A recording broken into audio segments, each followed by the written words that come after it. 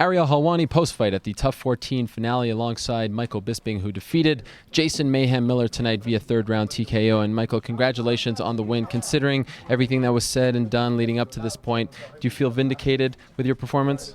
I suppose I do. Yeah, he said a few things and said that he was here to prove that I was a manufactured fighter, so to speak. And I feel vindicated. Correct. Dana White said after that it was one of the most one-sided fights in UFC history. Do you agree with him? Well, until I watch it back, I couldn't comment.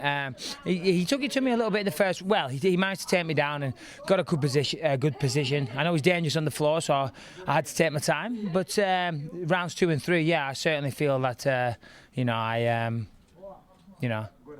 I dominated. Yes. It was clear as the fight went on, he gassed. When did you start feeling him losing his power and just losing his overall strength? I think it was once I started connecting with the right hand. That's what I was working on. I don't know what went wrong. I think maybe I was I always seem to start late. I always seem to have to get hit a few times or get in a bad position to really start coming alive. Maybe that's something I need to address. But once I started connecting with the punches and reading his timing a little bit, I knew it was one-way traffic from there. Is that how you expected the fight to play out?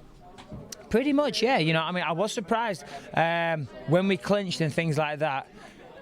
He felt like a little boy at times. I felt so much physically stronger than him. So, I was confident.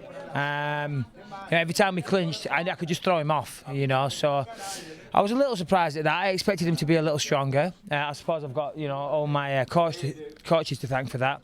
Tiki Gorson of the Ultimate Training Centre in Huntington Beach, he helped out massively. Mark Kinney, my boxing coach from the Wolf Slayer, he helped out fantastically. Brady Fink, Tyson Jeffries, Scotty from Pro Results, everybody, all the Wolf Slayer guys, a lot of people help me. I can't take all the reward. I go in there and I fight, but a lot of people, I have a good, solid, dedicated team that help me. Do you think after a dominant performance like this, you will start to finally get the respect that you think you deserve? Nah, I hope so. I'd like to. Everyone wants respect. Already, apparently people on Twitter saying Jason gassed, etc. I'm sure Jason didn't gas. I'm sure he was in great shape. But, I hope so. I go out there, I always try my best to entertain. I try my best to put on exciting fights. That's what I want to do. I cherish my position in the UFC, and I feel like the luckiest man in the world doing what I do for a living. And, I want to be successful at it, and I want people to enjoy what I do. And, I want to be appreciated. Hopefully I carry on doing performances like that. People will start to come around. What do you think of the stoppage? I thought it was just. Yeah, I was hitting him with a lot of shots.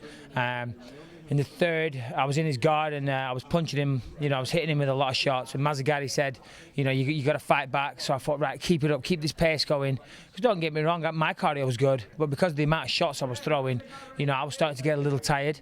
But I just kept punching and punching.